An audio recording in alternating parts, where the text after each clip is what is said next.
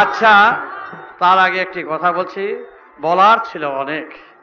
এই আমার দিনের রোজ আমার প্রতিদিন 10 থেকে 15,000 লোকের সাথে সাক্ষাৎ করতে হয়। ক্লান্ত আমি, আজ থেকে নয়, বছরের পর বছর অনেক জায়গায় এখন মিটিং করতে হচ্ছে, টানা হেঁচড়া করে নিয়ে যাচ্ছে, আমি আর পেরে উঠছি না। ক্লান্ত শরীর, আমি ক্লান্ত পথিক। আমি কখনো এখানে নেতা সাজতে আসিনি, ভগবান সাজতে আসিনি। আমি ঘরের সন্তান হিসাবে আলোচনায় সমালোচনায় বহু হয়ে গেছে আমার জীবনে। কত তর্ক বিতর্ক, কত কত সবাই সাথে। আজ আমার বয়স হয়ে গেছে অনেক, কিন্তু আমার শেষ উদ্দেশ্যে উপনীত না হওয়া পর্যন্ত আমার কাজ শেষ আজও হয়নি। অপেক্ষা করছি সেই দিনের। কিন্তু সব ভাই বোনের কাছে মহাপ্রভুকে অনেকেই নিশ্চয়ই ভালোবাসেন। গৌর যেই ভবিষ্যৎবাণী করে গিয়েছিলেন, নিজের কথা বলছি, অহংকারের কথা নয়। মহাপ্রভু গৌরাঙ্গদেব মা ছিলেন শচী দেবী, শচী দেবীর বাবা ছিলেন নীলাম্বর চক্রবর্তী। এই নীলাম্বর চক্রবর্তীর ছেলে হলো বিষ্ণুদাস চক্রবর্তী। এই বিষ্ণুদাস চক্রবর্তী ছিলেন গৌরাঙ্গদেবের মামা। এই বিষ্ণুদাস চক্রবর্তীর ছেলের ছেলের ছেলের ছেলের ছেলের কন্যা হলো আমার মা। তাই 13 পুরুষের ভবিষ্যৎবাণী যা আছে নাগার্জুন গ্রন্থে, আমি তার শেষ রক্ত। এই তার রক্তের মর্যাদা রক্ষা করতে আমি চাই সবাই সাহায্য এবং সহযোগিতা নিয়ে। এবং তারই সেই নাম, সেই গান, সেই সুর, সেই মন্ত্র আমি দিয়ে যাচ্ছি এই রক্তের ধারায়। সেখানে কোনো টাকা কড়ি লাগে না, পয়সা কড়ি লাগে না। তাই আজ এখানে শেষ করতে চাই, যারা মন্ত্র নিতে ইচ্ছুক, কোনো দিনক্ষণ লাগে না। দীক্ষা নিলেও দীক্ষা নেওয়া যায়, আগের দীক্ষা 18 বার জপ করলেই হয় এখানকার। তারা এখানে বসে যারা আগে আসবে, তারা যারা দীক্ষা নিচ্ছে তারা যেন আগে আসলে। নেতাজি, এখানে নেতাজির মিটিং নয়। তুমি নেতাজির সম্বন্ধে আমি বললে, আমার যখন জেলে নিয়ে যাবে তখন তুমি কোথায় থাকবে? না না, হোক না, এখানে নেতাজির মিটিং, তোমার কমিটি কোথায়? এখানে নেতাজির মিটিং করতে এসছো। তবে এই কথা কেন আমার উচিত বলা উচিত এটা। হ্যাঁ, পাবলিক অনেক। আমি নেতাজির সম্বন্ধে বলতে গিয়ে অনেক ঝঞ্ঝট আমার পোহাতে হয়েছে, অনেক বাধা বিঘ্নের সম্মুখীন হয়েছি অযথা। কারণ এখানকার লোকে অনেকেই নেতাজিকে কে চায় তা জানি না। এই নেতাজির ব্যাপারে আমি আজ থেকে নয়, 39 3 ঘন্টা তার সাথে আমার আলাপ। তখনকার মিটিং আমার সন্তানেরা মাধ্যমে হয়েছিল।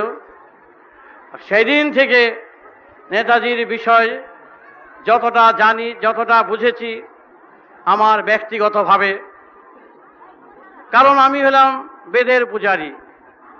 আমি কেন বলতে যাব যে গান্ধীজি আছেন? পাগল ছাড়া কে বলবে? আমি কেন বলতে যাব যে জওহরলাল আছে? এবং সেই বিষয় নিয়ে আমি ফালাকাটা এক সাধু আছিলেন, আমাকে নিয়ে গেল। আমি শুধু চারিদিকে শুধু আমি যেটা বুঝে এসেছি আমার ব্যক্তিগত ধারণায়, আমি কাউকে বলি নাই যে নেতাজি জীবিত আছেন বা নাই।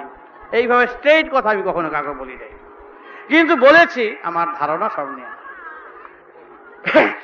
সেই সময় নাগাল্যান্ড থেকে আরম্ভ করে একের এদিকে সেদিকে ওদিকে যত সব আছে, সবার সাথে নেতাজির যত ফলোয়ার্স আছে, অনুগতরা আছেন, সবার সঙ্গে বিশেষ বিশেষ ওদের সাথে আমার খুব জহরম মহরম। বলে বাবা, আমিও হলাম বেদের পূজারী, রাজনীতির আমি বুঝে নাই। ব্যক্তিগতভাবে সুভাষ বোসকে আমি ভালোবেসেছি এবং তার সম্বন্ধে যদি আমি কিছু অবগত হয়ে থাকি, আমি খুব সংক্ষেপে বলছি, বেশি বললে আমি কোনটা ফের ফাঁস হয়ে যাবে, আমি কোনো অসুবিধা পড়ে যাব। আমি সাধারণভাবে বলছি, আমি 5 বছর বয়স থেকে যখন এই পথে, আমি ঝক ভালোবাসি না, গল্প করতে ভালোবাসি না। আমি সহজ কথায় আমি যা বুঝেছি, এই নাগাল্যান্ড, চায়নার ওদিকে সেদিকে, ওদিকে সেদিকে, এই যা কিছু ঘুরিয়ে ঠুরে হেনে তেনে করে এবং আমার কাছে কাগজপত্র যাহা আছে, যাহা তাহার সই আছে আমার কাছে, ব্ল্যাঙ্ক সই আছে আমার কাছে। এবং এদিকে আমার একেবারে লালবাজার কংসবাজার পর্যন্ত আমার শেষবেলা যেতে হয়েছে এই বসের জন্য। আমি বুঝতে পেরেছি এই আমার বাড়িতে 250-300 পুলিশ গিয়া আমার ক্ষুদ্র বাড়িতে গিয়া এরকম দাঁড়িয়ে আছে। দাঁড়িয়ে যে কি ব্যাপার? যাই হোক, জমি মারার কেস, ডাকাতের কেস, ছিনতাইয়ের কেস সব হয়ে গেছে। সবই বুঝে নিয়েছি বাবা বোসের কল্যাণে। কিন্তু কথা হলো বোস নাই আমাদের সম্মুখে, বড় দুঃখের কথা। আমি নিরপেক্ষভাবে বলছি, আমি রাজনীতির দৃষ্টিতে বলছি না। কিন্তু তার সাথে 3 ঘন্টা আলাপ করে সে আমাকে জড়িয়ে ধরেছিলেন, চোখের জল ফেলেছে দুজনে আমরা। এবং আজও অবধি আমি নাগাল্যান্ডের ওদিকে সেদিকে গিয়ে আজ থেকে 62, 63 এবং ইত্যাদি ইত্যাদিতে আমি যা বুঝেছি বাবা, ব্যক্তিগতভাবে আমার ধারণা, কেউ বিশ্বাস করুক না করুক তার জন্য আমি লালায়িত নই। আমি যখন 3 কোটি লোকের ঠাকুর হয়েছি, এই 5 বছর বয়স থেকে যখন আমি দীক্ষা দেওয়া শুরু করেছি, আমার নীতিতে বেদের ধারায় এবং আমি যতটুকু বুঝেছি পরিষ্কার কথা, এবং সেই ধারণা থেকেই আমি যে ইঙ্গিত পেয়ে এসেছি নানাভাবে নানা দিক থেকে, যেই সুভাষ বোসকে আমি 1938-39 আমি যেইভাবে দেখেছি এবং সেইভাবেই আমি বুঝে এসেছি, আমি সেই 1962, 63, 64 পর্যন্ত আমি যেইভাবে বুঝেছি সেইভাবেই বুঝে এসেছি। কিন্তু আজ কেন আসছেন না তা আমি কিছুটা অবগত হয়েছি আমার ব্যক্তিগত ধারণায়। কেন এড়িয়ে চলছেন তাও আমি বুঝে এসেছি। তখনই বলেন কিসের জন্য। সুতরাং তিনি যখন এড়িয়ে আছেন বিশেষ কোনো কারণে, তার গোপন কথা ফাঁস করে দেওয়া আমার পক্ষে সমীচীন নয়। তবে আমি আগেই তো বললাম, বেদের পূজারী হিসাবে তার ব্ল্যাঙ্ক সই করা কাগজ যখন আমার হাতে, তখন গিয়ে দেখবে এবং সেটা বুঝতে পারবে। এবং সেই হিসাবে আমি এই কথাই সর্বসম্মুখে আমি জানিয়ে দিয়ে যাচ্ছি, যদি এটা সুভাষ বোসের সভা নয়, এটা হচ্ছে অন্য সভা, শান্ত আন্দোলনের কর্মীদের সভা। এবং সুভাষ বোস হিসাবে যখন অনুরোধ করছেন আমাদের ভাইদের, আমি বিমুখ করতে রাজি নই। তবে এইটুকুনও আমি সংবাদ দিয়ে যাচ্ছি, আমার জ্ঞানেতে, আমার বুঝেতে আমি ঠাকুর বলছি যখন 3 কোটি লোকের ঠাকুর, একেবারে বোগাস হয়ে কেউ ঠাকুর হতে পারে না। আমার ধারণা আজ পর্যন্ত যদি কারো বলে থাকে মিথ্যা হয় নাই। আমি যা বলেছি আজ পর্যন্ত কারো 100-1000-এর মধ্যে আমি কারো মিথ্যা দেখি নেই, যা বলেছি তাই হয়েছে। এবং সেই হিসাবেই আমি যা চিন্তা করে এনেছি আমার ব্যক্তিগতভাবে যা বুঝছি, যেই সুভাষকে আমি সেই দিন দেখেছি, সেই সুভাষ আজও আমার ধারণায়, আমার কাছে সে আজও জীবিত। ইয়া ছাড়ার অনেক প্রশ্ন করার ছিল, জানার ছিল। কেন আসছেন না এই দুর্দিনে? কিসের জন্য আসছেন না? তিনি বসে থাকতে পারেন না, তিনি কাপুরুষ নয়, তিনি ভীতু নয়। যে কোনো মুহূর্তে এই বাংলা ভারতবর্ষের উপরে রুলার চালিয়ে দিয়ে যেতে পারেন। কিন্তু ভুলে যেও না পথিক, এই বালক ঠাকুর তার নাম নয়, ওই বাচ্চা বয়সের বালক বলি তার বালক ঠাকুর। এই বালক ঠাকুর কিন্তু বুলেট ঠাকুর, মনে রাখবে, ভুলে যাবে না। সুতরাং তার সাথে আমার দহরম মহরম এমনিতে তেমনিতে নয়। এই গল্পগুচ্ছের সুভাষের কথা বলে বাহবা নেওয়ার ঠাকুর নয়। এই ঠাকুর হলো সেই ঠাকুর, তার সাথে তো আমার সাথে যেই কথা, যেই বার্তা, সেই বার্তা যেদিন আমি সুফলে আনতে পারবো সেদিনই বুঝবো আমি কিছু করলাম।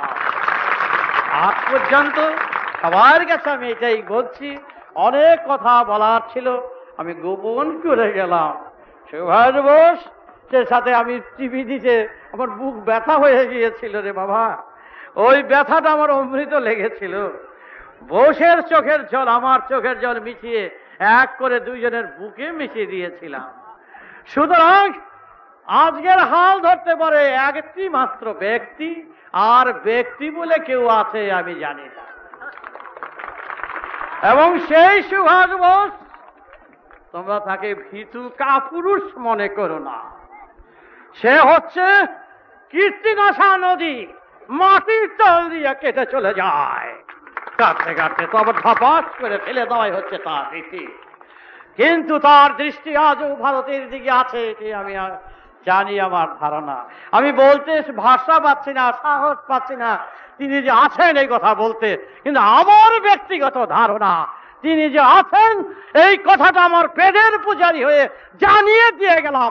এই কথাটা সত্যি আমার ধারণা আমার না বললে উপায় নাই। তাহলে লালবাজার, আরে বাপরে বাপরে বাপরে বাবা, যা লাল লীলা দেখে আসছি। তারপরে জমি মেলার কেটে ফেলাই দিল, বিধবার সম্পত্তি মেরে দিল।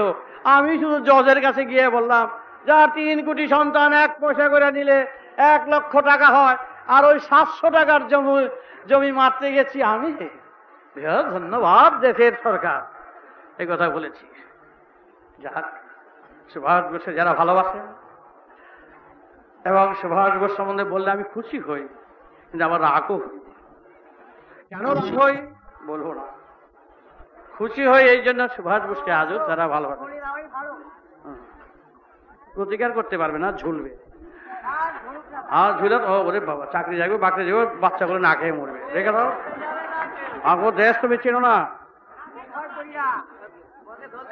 আচ্ছা শোনো, তাই যদি বোসের কোনো সন্ধান পাওয়া যায়, যদি আর বলবো না রে বাবা, রাম নারায়ণ রাম।